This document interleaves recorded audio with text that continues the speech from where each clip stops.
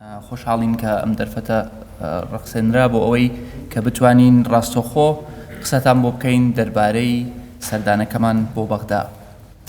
ئەمە 2 هەفتەیە شاندی هەرێمی کوردستان لە بەغدای پایتەختی عێراقە بۆ بەدەستهێنانی شایستەداراییەکانی کۆمەڵانی خەڵکی کوردستان.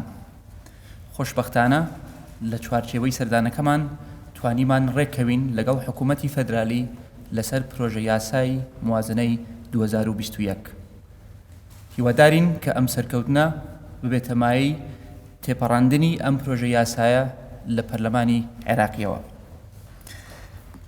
لە هەمان کاتدا ئەم پرۆژە یاسایە توانیوێتی بەرژەوەندیە هاوبەشەکانی هەموو خەڵکی عێراق بە هەرێمی کوردستانەوە بپارێزێت. هاوتەریب لەسەر گفتوگۆکانمان لەسەر پرۆژە یاسای موازنەی 2021 گفتوگۆیەکمان هەبووە لەگەڵ حکوومەتی فەدرالی لەسەر جێبەجێکردنی یاسای تەمویلی عجزی مالی 2020. ئەم پرۆژە یاسایە ئەم یاسایی کە لە پەرلەمانی عێراقەوە پەسەند کرا بەبێ دەنگی لایەنە کوردستانیەکان. بە سەرڕای تێبینیەکانمان لەسەر ئەم پرۆژە یاسایە ئێمە بڕیارماندا کە ئەم قانونە ئەبێ جێبەجێ بکرێت. وەکە هاتین بۆ عێراق، هاتین بۆ بەغدا، هاتین بۆ جێبەجێکردنی ئەم قانونە. لەگەڵ حکوومەتی فێدرالی، لەگەڵ پەرلەمان، لەگەڵ لایەنە سیاسیەکان، لەگەڵ کەسایەتیەکان کۆبوونەوەمان هەبووە، تەفاسیلی پرۆسەکەمان بۆ باس کردوون. نەهاتووین مفاوەزات بکەین لەسەر پرۆژە یاساکە. ئەمە یاسایە پەسەند کراوە. ئێمە هاتین ئەم یاسایە جێبەجێ بکەین. ئەم یاسایە کە بۆ پڕکردنەوەی عەجزی 3 مانگی کۆتایی ساڵی 2020 مانگی 10 11 و 12 2 مەرجی لەسەر هەرێمی کوردستان داناوە. مەرجی یەکەمی تەسلیمکردنی داهاتی نەوت، ئەقیامی نەوت لەگەڵ داهاتی غەیرە نەوتی. بۆ هەردوو بابەت ئێمە هاتین بۆ جێبەجێکردنی. مقابل بەم 2 مەرجە هەرێمی کوردستان لەم 26 تریلیۆنەی کە وەرگیراوە بۆ پڕکردنەوەی ئەم عەجزە حەسەیەکی هەیە. تاکو ئێستا بەداخەوە ئێمە ئەو حەسەی کە هی هەرێمی کوردستانە دەستنیشان نەکراوە بۆ ئێمە. چاوەڕێی جوابین لە حکوومەتی فەدرالیەوە بۆ ئەوەی مقابل بە پابەندبوونی ئێمە بەم پرۆژە یاسایەوە ئەو حەسەی ئێمە چەندە. هیوادارین پێش کۆتایی ساڵ وەڵامێکمان پێ بگات لە حکوومەتی فەدرالیەوە لەسەر ئەو بەشەی کە هی هەرێمی کوردستانە لە قانونی تەمویلی عەجزی مالی. پێویستە بەرچاوڕوونیەک بدەین کە لە ساڵی 2020 لە 12 مانگدا تاکو ئێستا هەرێمی کوردستان تەنها 6 جار تەمویل کراوە لایەن حکوومەتی فەدرالیەوە. بۆیە دوای ئەوەی کە ئێمە لە مانگی 8 ڕێککەوتنێکی حکومیمان هەبووە لەگەڵ حکوومەتی فەدرالی کە دەبوایە ئەم ڕێککەوتنە تەمەنی ئەم ڕێککەوتنە تاکو پەسەندکردنی موازنەی 2021 بێ، بەداخەوە قەتعێک کەوتووەتە ناو ئەو ڕێککەوتنە بە پەسەندکردنی یاسای تەمویلی عەجزی مالی. بۆیە بۆ کۆتایی ئەم ساڵە ئێمە چاوەڕێی ئەوەین شایستەی هەرێمی کوردستان وەربگرین و داوا لە حکوومەتی فەدرالی ئەەکەین پێش کۆتایی ساڵ ئەو حەسەی کە هی هەرێمی کوردستانە دەستنیشان کات و ڕەوانەی کا بۆ هەرێمی کوردستان. بێگومان ساڵی 2021 ساڵێکی قورسە بێ، بۆیە ئەم ساڵش بۆ زاڵبوون بەسەر تەحەدیاتەکان و کێشەکان پێویستی بەکاری هاوبەشە. پێویستمان بەوەیە کە پێکەوە کارکەین، پێویستمان بەوەیە پێکەوە ڕوبەڕووی تەحەدیاتەکان ببینەوە، پێکەوە ڕوئیایەکمان هەبێ بۆ دەربازکردنی عێراق بە هەرێمی کوردستانەوە لە کێشەدارایی و ئابووریەکانی کە یەخەی وڵاتەکەمان و هەرێمەکەمانی گرتووە. بۆ ئەم مەبەستە پێویستمان بە یەکڕیزیەکی نیشتیمانیە، پێویستمان بەوەیە کە دوور لە مزایەدەی سیاسی، دوور لە جەوێکی ئینتیخابی و هەڵبژاردنەوە ئیش بکەین لە پێناوی دەربازکردنی عێراق بە هەرێمی کوردستانەوە لە کێشەدارایی و ئابووریەکان. بۆیە هیوادارم کە هەمومان بتوانین بەرپرسانە مامەڵە لەگەڵ ئەم دۆخە بکەین، بەرپرسانە ڕوبەڕووی تەحەداکان ببینەوە، چکە تەحەداکان گەورەن، بەڵام من دڵنیام کە ئیرادەی سیاسیمان هەیە، دڵنیام کە میلەتێکی ئازاین کە ڕوبەڕووی کێشەی زۆر گەورەتر بووینەتەوە لەمانەی کە ئێستا ڕوبەڕوومان بووەتەوە و زاڵ بووینە بەسەر کێشەی زۆر گەورەتر لەوەی کە ئەمڕۆ تووشی عێراق بە هەرێمی کوردستانەوە بووە.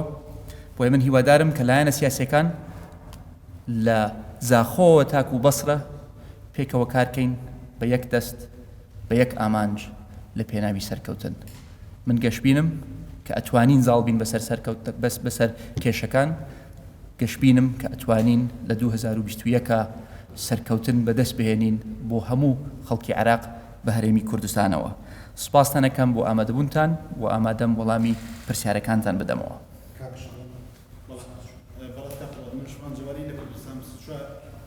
بەپێی قانونی دارەمالی بەشی پەرلەمانتارەکان بە تایبەت شیعەکان هەمیشە ڕخنە لە هەرێمی کوردستانیان کە بەڵگەی پێنجی مادەی 27 لە قانونی دارەمالی لەلایەن هەرێمی کوردستانەوە جێبەجێ ناکرێت.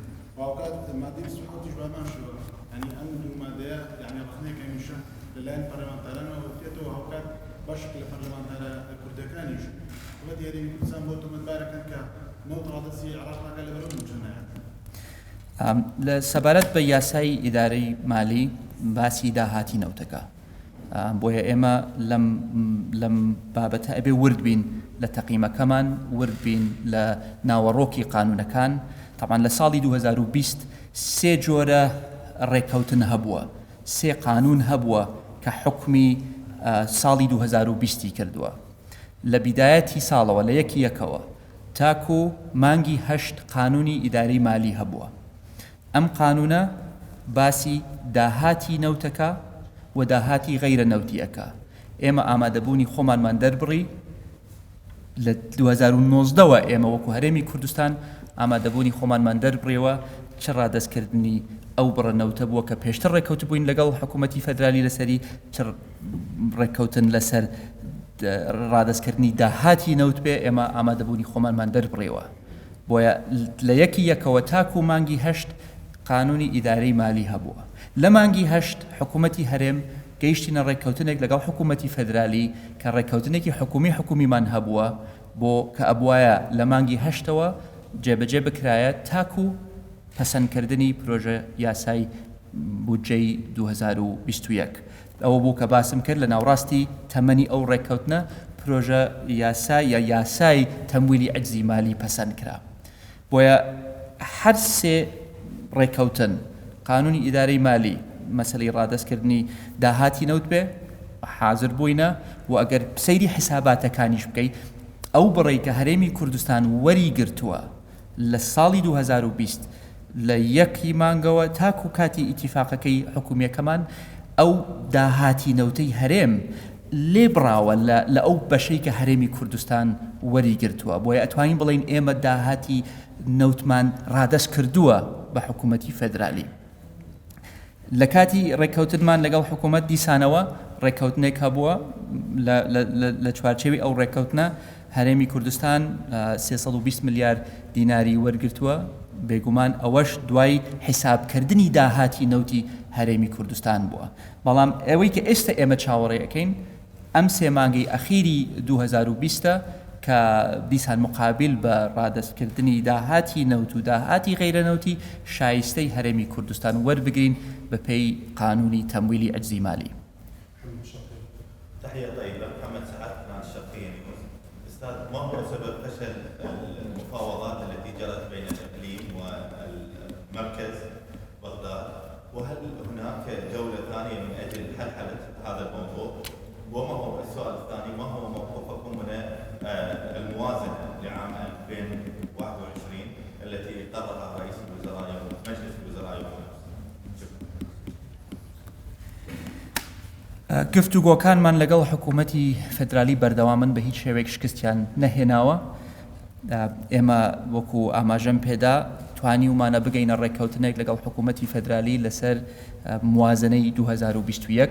ئەم موازنەیە کە دوێنێ لەلایەن ئەنجومەنی وەزیرانەوە پەسەند کرا کە ئەمە قۆناغێکی گرنگی تێپەڕاند ئەمە بە بەشداریکردنی تەواوی ئەندامانی ئەنجومەنی وەزیرانی فێدرالی بە گفتوگۆکانمان کە ئەتوانم بڵێم لە بیدایەتی ساڵەوە ئێمە لە گفتوگۆیە بووینە لەگەڵ حکوومەتی فێدرالی و بەشێکی زۆری ئەو خاڵانەی کە مناقەشە کراون بوونەتە بەشێک لە پرۆژە یاسای موازنەی 2021 بۆیە ئێستا ئێمە چاوەڕێی ئەوەین کە ئەو مناقەشەی کە تاکو ئێستا کراوە بە چڕتر لە ئەنجومەنی نوێنەران بکرێ بە ئامانجی تێپەڕاندنی لە پێناوی بەرژەوەندی تەواوی گەلانی عێراق بە هەرێمی کوردستانیشەوە. مفاوضاتنا لم تفشل مع الحكومة الاتحادية حول قانون الموازنة وكذلك القوانين الأخرى. الحوارات مستمرة لحد الآن. تم الاتفاق بين حكومة الإقليم والحكومة الاتحادية على مشروع قانون الموازنة 2021 وتم إقراره يوم أمس في اجتماع مجلس الوزراء، والآن أحيل هذا القانون إلى مجلس النواب وحكومة إقليم كردستان ملتزمة وموافقة على المشروع، ونأمل من مجلس النواب الاتحادي أيضا أن يقر هذا المشروع كي نتعاون فيما بيننا لمواجهة التحديات التي تواجهنا في عام 2021 وحواراتنا ستستمر مع الحكومة الاتحادية بهذا الشأن ومع البرلمان الاتحادي أيضا. أستاذ بس الإقليم كيف راح تكون بلاغتنا في الموازنة؟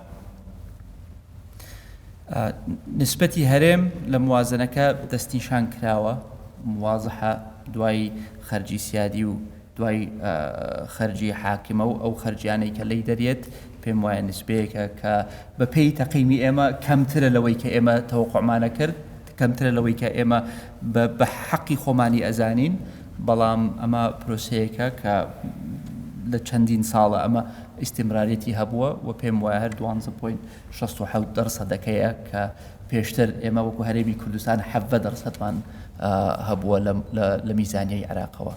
حصد إقليم كردستان حدد في مشروع قانون الموازنة 2021 بشكل مفصل بعد استبعاد النفقات السيادية والنفقات الحاكمة منها. هي تقريبا استمرارية لنفس النسبة في السنوات الماضية، هي أقل بالنسبة التي تستحقها إقليم كردستان، وقد حدد مثل السنوات السابقة ب 12.67%.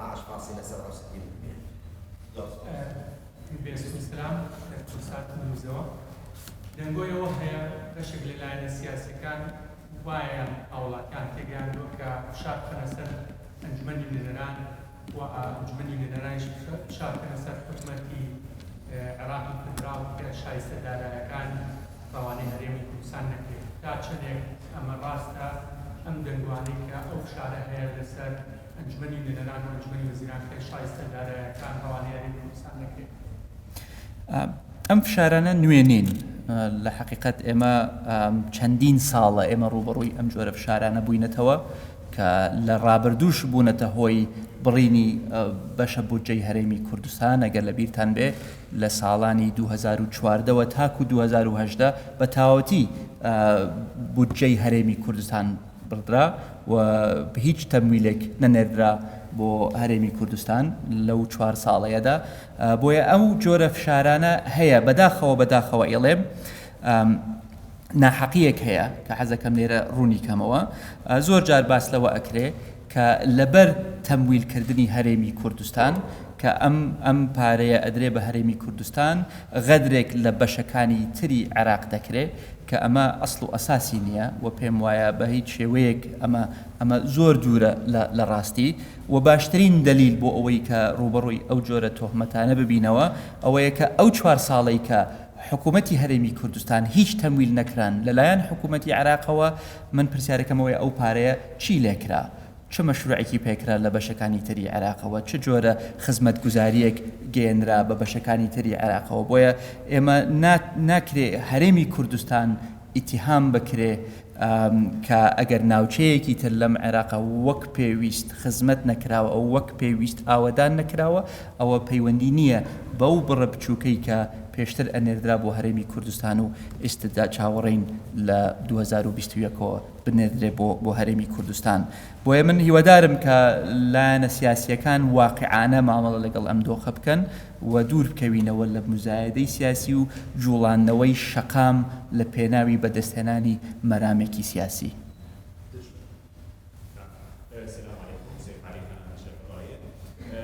المفاوضات يعني ما زالت تستمر، يعني ما هو اصعب شيء في هذه المفاوضات؟ هناك حديث عن قضيه النفط، يعني حديث تدور عن ان النفط مربوط الى تركيا لمده 50 سنه وما شابه ذلك، يعني ما صحت هذه المعلومات، وايضا قصه بغداد في السنوات السابقه التي لم تسلم.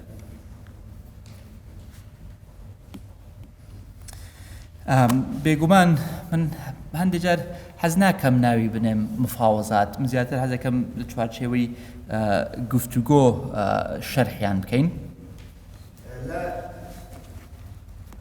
لا أحبذ أن أستخدم كلمة المفاوضات في الحوارات التي تحصل بيننا وبين بغداد، بل نحن نعتقد أنها حوارات فيما بين الحكومتين وليست مفاوضات. زۆر جار لە دانیشتەکانمان کە باسی مفاوەزاتەکرا مفاوەزات لە بینی دوو تەرەفەکرێ، ئێمە وەکو یەک فەریقین.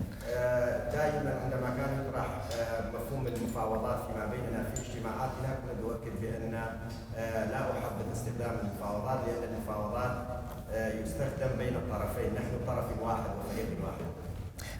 بەڵام بەس لە حقیقەت ئێمە بتەکید گفتوگۆ ئەەکەین لەسەر بابەتی قورس، بابەتی هەستیار، بابەتی استراتیجی کە هەموو جارێک ئاسان نییە. لكن بالتأكيد نحن نتحاور حول قضايا مهمة واستراتيجية وصعبة، لذلك الحوارات أيضا ليست بسهلة. کە لەگەڵ حکوومەتدا ئەنیشی و بە منطق و بە قانون و بە ڕقم قسە بکەی ئاسانە. عندما نجلس مع الحكومة ونجتمع معهم ونتكلم بلغة الأرقام والإحصائيات فالاجتماعات تكون سهلة. بەڵام کە ئەو مناقەشەیە لە جەوێکی سیاسیە ئەیکەی بە تایبەت لە ساڵێکی انتخابیە ئەوە بێگومان جەوەکە توزی قورسترەکە. لكن عندما نطرح هذه المفاهيم في اجتماعات سياسية ونحن مقبلين على موسم انتخابي هذه الحوارات تكون صعبة. بۆیە لەبەرەوەی کە هێشتا بەردەوامە نامێ بڵێم قورسترینی چی بۆ چکەن احتمالە تووشی حاڵەتی قورستریش ببینەوە، بۆیە پێم وایە گفتوگۆکان بەردەوامە بن و بە ڕۆحێتێکی زۆر دۆستانەش ئەنجام دراون دوور لە گرژی و ناخۆشی لە نێوانمان. لذلك لا أقول بأن الحوارات هي صعبة جدا والحوارات سوف تستمر فيما بين بغية الوصول إلى حلول يستفاد منها الطرفين. هەڵکەوت عزیز لە تۆڕی میدیای ڕوودا و کاکبەر لە یاسای خەرجەکەیە بەنەسە نووسراوە کە یان هیچ بڕێژی لەو دیاری نەکراوە کە حکوومەتی هەرێمی کوردستان ڕادستی کۆمپانیای سومو بکات، کۆمپانیای سومو خۆی ئەو بڕە دیاریەکات. هەنێ قسە هەیە لەسەرەوەی کە کۆمپانیای سومو حکوومەتی عێراقی زەختی لە شانی هەرێمی کوردستان کردووە کە زۆر لە 250,000 بەرمیل زیاتر ڕادستی کۆمپانیای سومو بکات. ئەمە ڕاستە؟ پرسیاری پێشمەوەیە بۆچی يعني سبب چییە لە هەندێک لایانی سیاسی عێراقی مشارەکەن بۆی کە هەولێر و بەغداد نەگەنە ڕێکەوت، يعني سەبەکەی چییە؟ جاری یەکەم لە پرۆژەی لە یاسای تەمویلی عەجزی مالی باسی ڕادستی نەوت ناکە، باسی ڕادستی ئەقیامی نەوتەکە و ئەو ئەقیامە ئەبێ بگەین بە ڕێککەوتن لە نێوان حکوومەتی هەرێمی کوردستان و وەزارەتی نەوت کە سۆمۆ بەشێکە لە وەزارەتی نەوت. ئێمە هەر بۆ بەرچاوڕوونیتان بە نووسراوی ڕسمی تەواوی زانیاریەکانمان داوە بە حکوومەتی فێدرالی لەسەر نەوت، لەسەر ئەقیامی نەوت، لەسەر داهاتی غەیرە نەوتی کە ئەم ژمارانە ژمارەی حەقیقین کە تەصدیق کراون لەلایەن ڕقابەی مالی لەگەڵ کۆمپانیای تەدقیقی دیلۆیت، بۆیە ئەو زانیاریانەمان داوە بە حکوومەتی فێدرالی وەکو پێشتریش ئاماژەم پێدا چاوەڕێی وەڵامین. سەبارەت بە هۆکاری ئەو فشارانە بەخوا ئەوە جەنابەت لەوان بپرسی، من نامەوێت لە جاتی ئەوانە قسە بکەم، بەس احتیمالە جەوی انتخابات و فشاری انتخابات تەسیرێکی هەبێ لەسەر ئەو پەیامانەی کە لە بەردەم کامێرایە ئەیگەێنن، بۆیە ئەوە دیسان من گەشت بینم کە ئەتوانین زاڵ بین بەسەر ئەو جۆرە لێدوان و بۆ چوونانە. بەمەشەخانی پامێریگەی کوردستان لە کات دوای چەند ڕۆژەی بەڕێستان کە لێرەوانەوە خەڵکی کوردستان ئەڵێن وڵات تاڵەبانی جگەرەوەی کە ئەرکی خۆیەتی سەرپەرشتی حکوومەتی کرد ئەم وەختی کردو بە جێگری سەرۆکی حکوومەتی هەرێمی کوردستانە لە هەمان کاتا کوڕی سەرۆک تاڵەبانیە بە سەرۆک تاڵەبانی کە تارمایی سیاسی بۆ یەکەوتی بۆ ڕێکەوتن بۆ برایەتی بۆ یەکلاییکردنەوەی بڕیارە چارە سازەکان لە عێراقدا دەمێنێت. ئایا با تاڵەبانی بە ئەنجامی ڕێکەوتنەوە ئەگەڕێتەوە بۆ هەولێر ئەگەر خوانەخواست ڕێک نەکەوێت بەڕێزیان شهر يسلك شبابك وقت كردستان طبعا پرسیار تو چوار پرسیارت کرد لەوێ بە قوربانەوە طبعا جارێ یەکەم ئەمە پەیوەندی بە قوبات تاڵبانیەوە نییە من لێرە نوێنەرایەتی قەزەیەکەکەم ئەو قەزیە ئەمڕۆ لە چوارچێوەی چەند مەبدەئێکە خۆی گرتووەتەوە من بە تاقی تەنیا نەهاتووم من ئەوە وەفتێکی تۆکمەم لەگەڵایە کە خەڵکی شارەزان کە خەڵکی بە ئەزمونێکی زۆریان هەیە و پێشیشەوە پێشەوەی بینە ئێرە و پێشەوەی بەشداریش بین لە گفتوگۆکانە چەندین دانیشتن و ئاڵوگۆڕی بیر و ڕای خۆمانمان کردووە لەگەڵ حکوومەت لەگەڵ ئەنجومەنی وەزیران لەگەڵ بەرز سەرۆکی حکوومەت و حتا لەگەڵ لایەنە سیاسیەکانیشەوە بۆیە ئەمە مەسەلە ئەمە من نیم مەسەلاوە نیە قوبات بەتەڵی ڕۆژەکەیە یان شتێکی ئەوها من شانازیە بۆ من شەرەفێکی گەورەیە بۆ من کە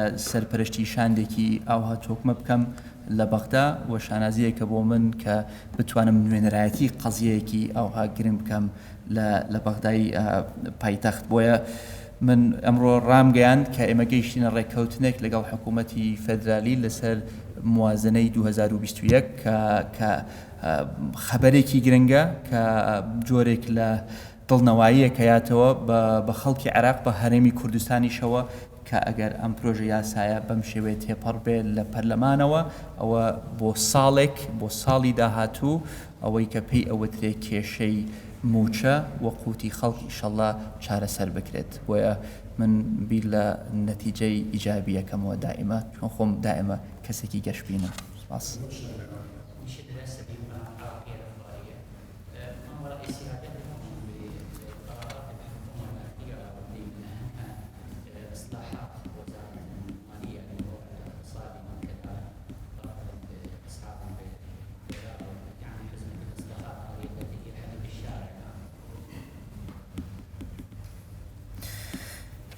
بێگومان ئیسلاح پێویستە ئیسلاح نەکرد لە مەجالی داراییە لە هەموو مەجالەکانە لەسەر ئاستی فێدرالی و لەسەر ئاستی هەرێم پێویستە. طبعا الإصلاحات ضرورية وكل خطوة إصلاحية في اتجاه مواجهة التحديات تكون ضرورية لكي تقوى الحكومة عليها. سیاسەتی نەقدی یەکێک لەو دەسەڵاتانەیە کە حەسریە بە حکوومەتی فێدرالی. رسم السياسة النقدية بموجب الدستور هي من اختصاص الحكومة الاتحادية وتحديدا البنك المركزي. بۆیە ئەمە کە ئەم بڕیارە دراوە دڵنیام دوای دراستێکی زۆر ئەم بڕیارە دراوە. وعندما اتخذ هذا القرار أنا على يقين بأن هذا القرار قد اتخذ بناء على دراسات عميقة. بەڵام ئێمە بەشێک نەبووینە لەو گفتوگۆیانە. لكننا نحن لم نكن جزءا من هذه المناقشات. پێم وایە ئەوە زیاتر لە بینی وەزارەتی مالیە و بانکی مرکزی و صندوقی نەقدی دووەلی و جیهەتی پسپۆر و مختص بوونە. حسب تصوراتي هذه الاجتماعات هذه النقاشات حصلت في اجتماعات عقيدة بين البنك المركزي ووزارة المالية وصندوق النقد الدولي والجهات المختصة في الحكومة الاتحادية. بەس بێگومان بڕیارێکی ئاوها گرنگ بۆ چوونی جۆرا و جۆری لەسەر دروستە بێت. ولا ريب في ان اتخاذ مثل هذا القرار سوف يولد عنها نقاشات ورؤى مختلفة. بەس باشترە ئەو کەسانەی کە مختصن و پسپۆرن لەم مەجالانە ئەوان ئەم جۆرە بڕیارانە بدەن. ومن المستحسن ان يتكلم عن هذا الموضوع ويناقش هذا الموضوع المختصين في هذا المجال. زۆر جار ئەیبینین خەڵکانی کە ڕەنگ بێ سڕف سیاسی بن و زۆر شارەزاییان لە حکومڕانی نەبێ زۆر جار تەعلیق و لێدوانەدەن لەسەر بابەتی زۆر فەنی. في بعض الأحيان بعض السياسيين الذي ليس لديهم إلمام كبير في بعض الأمور الإدارية يصرحون ويعلقون على كثير من الأحداث السياسية دون أن يكون لهم معلومات وخلفية معلوماتية عن هذا الموضوع. ئێمە لە کوردستان پندێکمان هەیە نازانم بە عەرەبی چۆنە بێ ئەڵێن نان بۆ نانەوە و گۆشت بۆ قەساب.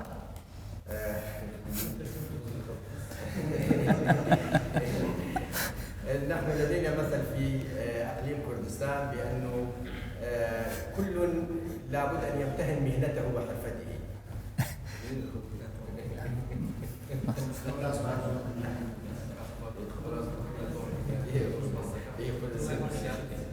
سپرسیار بەخێر. پرۆژێک بەسەر ڕاوەتی بەڵامانی ئاراتی کردو گوتنا لەگەڵ لایەنە سیاسیەکان کردووە بۆی کە پشتێنێکی کوردستان کێشەی بۆ دروست دەکرێت و جێی تێبەری لەسەر پرسیاری کردن دڵنیایی دەدەن لە لایەنە سیاسیەکان عێراق حکوومەتیاری کوردستان 250,000 بەرمیل لەو ڕادستی بەغدا دەکا بۆی کە پشتێری بۆ کوردستان دەکرێت پرسیاری سێمیشم لەسەر یاسای فەرزایە و جەنابیشی کرد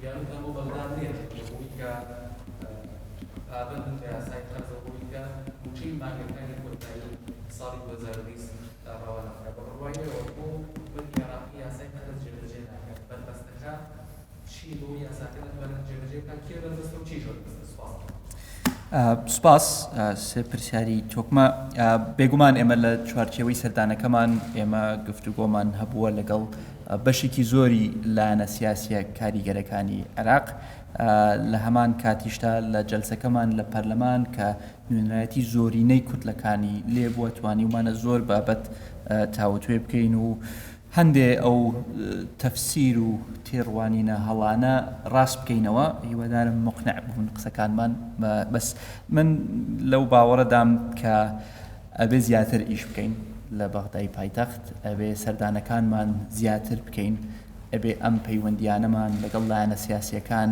پەرەیان پێ بدەین و ئەم سەردانانەمان ئیستیمڕاریەتیان هەبێت بۆیە ئەگەر پردێک هەبێ کە بڵین لاواز بوو بێت یان لاواز کرابێت ئێمە ئەبێ ئەو پردی پەیوەندیەمان بەهێزتر بکەینەوە و هەرێمی کوردستان و نوێنەرایەتی هەرێمی کوردستان بە شێوەیەکی جوان بکەین لە بەغدایە کە بتوانین هەم دیفاع لە شایستەکانی هەرێمی کوردستان و لە مافە دەستوریەکانی هەرێمی کوردستان بکەین بەس لەوێ چوارچێوەیەکی حەسری بۆ خۆمان دانەنین بەڵکو ڕەمان هەبێت دەورمان هەبێ لە سیاسەتی عامی عێراق لە گەشەکردن لە هەموو بوارەکانی عێراق لە ئیسلاح لە هەموو مەجالەکاندا نابێ ئێمە تەنها بیر لە هەرێمی کوردستان بکەینەوە و چی ڕوئەیە لە محافەزەکانی تری عێراق باڕوو بدا ئەوە لە مەسلحەتی هەرێمی کوردستاندا نییە ئێمە ئەبێ بەشدار بین لە سیاسەتە گشتیەکان و پێم وایە بەردەوامبوونی سەردانەکانمان لە هەموو ئاستەکانەوە سەردانی تەکنیکی شاندی دانوستانکاری ئێمە سەردانی باڵای سیاسی لەلایەنە سیاسیەکانە کە لەوانەیە لە ماوەیەکی نزیکدا ئەو سەردانەش ئەنجام بدرێ ئەمانە هەمویان هۆکارە بن و هاوکارە بن بۆ بەهێزکردنی پەیوەندیە سیاسیەکانی نێوان هەرێمی کوردستان و بەشەکانی تری عێراق و لایەنە سیاسیەکانیش و لە عینی کاتیشتا ئەبێ پەیامی ئێمە تەنها لە چوارچێوەی سیاست نەمێنێ ئەبێ پەیامی ئێمە بگات بە شەقامی عەرەبی لە عێراق ئەبێ ڕاستیەکان بگەێنینە محافەزاتەکانی بەسرە و حیلە و ناسریە و ئەو ناوچانەی تر کە ڕەنگ بێ تێڕوانینێکی تریان هەبێ ڕەنگ بێ معلوماتی غەڵەتیان پێگەیشت بێ بۆیە سەردانەکانیشمان کە لەمەولا ئەنجامیان دەدەین پێم وایە تەنها لە بەغداش نامێنین بەنیازین سەردانەکانمان بەردەوام بن بچینە ئاستی محافەزاتەکان طبعاً کە پرۆژە یاسای بودجەی 2021 پەسەند کراوە ئەوە قانونە ئەگەر پەسەند کرێ لە پەرلەمان ئەوەی تر قانونە ئەبێ بە قانون ئەبێ ئێمە ئەو کاتە مامەڵە لەگەڵ دەقی قانونەکە بکەین و لە ناو قانونەکەشە باس کراوە ئەگەر قانون کەس پابند نەبێ بە قانونەکە ئیجرعاتەکان چی ئەبن و چۆنە بن بۆیە ئێمە ئەو نەسەی کە ئێستا لەم پرۆژە یاسایە دانراوە و لە ئەنجومەنی وەزیران پەسەند کراوە پەسەندە لەلایەن ئێمەوە کە پەسەند بێت لەلایەن ئێمەوە دڵنیا بن کە ئێمە پابند دەبین پێی سوپاس.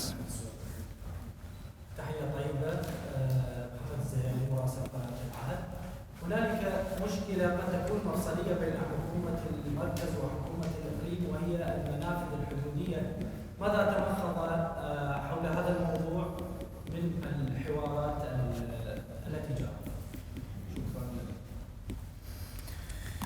ئێمە لەم سەردانە باسی مەنافذی حدودیمان نەکردووە بەڵام دیسانەوە ئێمە قانون هەیە بۆ ڕێخستنەوەی مەنافذی حدودی دەستور هەیە کە سەلاحیەتەکانی هەرێمی کوردستان و سەلاحیەتەکانی حکوومەتی فەدرالی دەستنیژان کردووە. نحن في هذه الزيارة لم نتكلم عن المنافذ الحدودية لكن لدينا قانون ولدينا الدستور. هذا الدستور وهذا القانون حددا الاختصاصات الحكومة الاتحادية بخصوص إدارة المنافذ وكذلك اختصاصات حكومة إقليم كردستان بهذا الصدد. طبعا كأڵێم باسم نەکردووە مەبەستم لە ئیدارەدانی منافذی حدودیەکانە. عندما أقول بأننا لم نتكلم عنها أقصد بذلك إدارة المنافذ. ئێمە کەوەی کە پەیوەندی بە داهاتەوە هەیە دیسان بە پێی قانونەکانەوە ئێمە پابەند بووینە پێی و پابەندی شەبین پێی. أما فيما يتعلق بإيرادات المنافذ الحدودية فنحن ملتزمين بما منصوص عليه في قانون الإدارة المالية الاتحادية بتوليد الحكومة بهذه المبالغ لصالح خزينة العامة للدولة. بەڵام بێگومان ڕێخستنەوەی خاڵە سنووریەکانی هەموو عێراق هەموو منافذە حدودیەکان بە فرۆکەخانەکانەوە ئەبنە هۆی زیادکردنی داهاتێکی زۆر و زیادکردنی شەفافیەت و داخستنی دەرگا لەسەر گەندەڵی. ونعتقد أن تنظيم الأمور في المنافذ الحدودية البرية وحتى في المطارات سيساهم كثيرا في ازدياد إيرادات العراق وارتفاعات إيرادات. زۆر سپاستان دەکەم بۆ ئەم دەرفەتە لەشتان ساغ بێت. فەرموو.